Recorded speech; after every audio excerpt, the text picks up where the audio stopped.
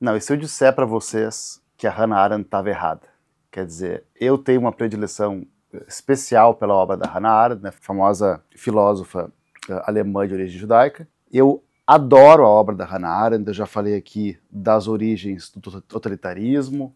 Eu gosto muito desse livro aqui, que é um livro meu de faculdade sobre a Revolução, que é um dos melhores livros sobre a história do constitucionalismo, mas eu acho que no livro célebre dela, Eichmann em Jerusalém, eu acho que ela errou e eu vou tentar mostrar e provar essa afirmação.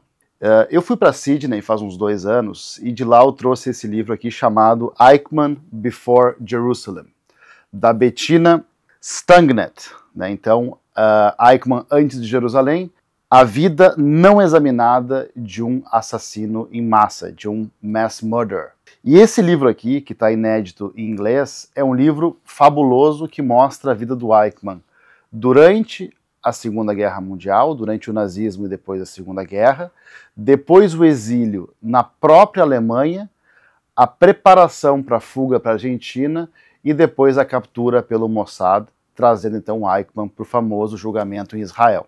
E esse livro aqui, ele acabou comprovando para mim uma intuição que eu já tinha. Eu sempre discordei da tese da banalidade do mal. Não no sentido de que essa tese não possa ser verdade ou que ela não exista em termos filosóficos. Mas eu sempre intuí que o Eichmann não era essa figura do mal banal, burocrático, enfim, de uma pessoa que está num cargo de burocracia e que é apenas aquela pessoa que troca, então, vamos dizer assim, partes de uma engrenagem, que é o grande mal total holístico de um sistema totalitário como o nazismo. Eu sempre tive assim alguma resistência de entender essa tese que ficou famosa, que é a tese então contida, né, nesse livro, Eichmann em Jerusalém, um relato sobre a banalidade do mal. Esse aqui é um livro originalmente jornalístico, são uma série de artigos da Hannah Arendt para o New Yorker, uma famosa revista que até hoje existe, em que ela coloca, então, em várias peças publicadas, salvo engano, semana a semana, ou a cada 15 dias, um mês, toda uma narrativa sobre o julgamento do Eichmann, que é capturado na Argentina e trazido, então, para julgamento em Israel. Então ela começa realmente já com um prestígio muito alto. Isso está inclusive bem retratado no filme dela, Hannah Arendt, que lançou faz uns 8, 10 anos atrás, em que ela começa então uma saga para fazer um pouco da aplicação de uma série de teses que já estavam nas origens do totalitarismo, como uma tese um pouco mais acadêmica, um pouco mais sofisticada, e aqui ela vai então para o jornalismo quase que alguma dimensão investigativo experimental. E ela faz um livro que surge um grande mal-estar, vamos dizer assim, na comunidade judaica internacional, porque ela trabalha sobre vários conceitos. Ela critica muito os conselhos judaicos e acusa esses conselhos da época do nazismo de colaboração com os nazistas. E numa outra polêmica, então, surge essa questão de descrever o Eichmann apenas como um tipo de ser inerte que não pensa e apenas é alguém, vamos dizer assim, ignorante, com uma intelectualidade precária e que apenas executa as ordens do regime. E eu acho que essa tese dela é uma tese que pode ser válida para muitos nazistas do escalão D, E, F, do baixíssimo escalão que se envolveram em crimes horrendos. No caso do Eichmann, eu acho aqui que a história, a historiografia, a escrita da história derrota a tese dessa grande filósofa. O que eu quero dizer com isso? Hoje, em 2025, esse livro aqui de 2011, nós temos dados que mostram o quê? Que essa tese de um mal banal, burocrático, no caso do Eichmann, não se sustenta. Porque aqui essa pesquisa mostra o Eichmann em 3 grandes atos. Durante o nazismo, né, na Alemanha, e alguns anos de exílio dentro da Alemanha, no norte da Alemanha, e depois a fuga para a Argentina, e o terceiro ato, o julgamento em Israel. E aqui fica muito claro que o Eichmann, na verdade, é alguém extremamente capaz, extremamente inteligente, e que ele realmente consegue fazer um tipo de ato, um tipo de teatro em Jerusalém no julgamento, se passando por um pequeno, né, um cordeirinho, né, para uma pessoa menor, que não entende o hebraico, que não entende as acusações, como se fosse um cidadão absolutamente normal que está sendo julgado por algo que ele mal entende a sua completude. E isso é uma análise assim que a historiografia mostrou que ela é absolutamente falsa. Porque aqui nós temos uma das pessoas mais capazes do Terceiro Reich, que durante todos os anos, ali 45 até os anos 60, tinha total capacidade de interpretar esses fatos e tinha uma posição muito mais, vamos dizer assim, pontiaguda, incisiva, em vários eventos. No campo de Theresienstadt, nas marchas da morte dos judeus húngaros, na organização de partes do traslado para Auschwitz. Quer dizer, ele estava em vários lugares ao mesmo tempo. Ou seja, abaixo de Hitler, Himmler, Goebbels e alguns poucos outros, ele estava definitivamente no top 10, top 20 dos grandes escalões nazistas, que eram muito difíceis de ler, com várias engrenagens internas. Ou seja, ele não era um burocrata na acepção de um chefe de cartório que ficava carimbando documentos. Era alguém que estava na linha de frente e vendo vários processos em andamento com extrema capacidade. E nunca se arrependeu dos seus atos. E quando o Eichmann vai para a Argentina, o que acontece? Ele se junta, não aquela figura que fica célebre no filme, de alguém que apenas foge do Mossad, ou da CIA, ou de quem quer que seja, mas ele se junta a uma comunidade de nazistas criminosos de guerra bastante próspera, tanto na região de Buenos Aires quanto no norte da Argentina, onde ele fica radicado. E ele vive uma vida absolutamente normal durante muitos anos, com algumas cautelas e tudo mais, mas não é aquela figura do filme. E esse livro mostra muito bem o quão bem organizada era essa comunidade.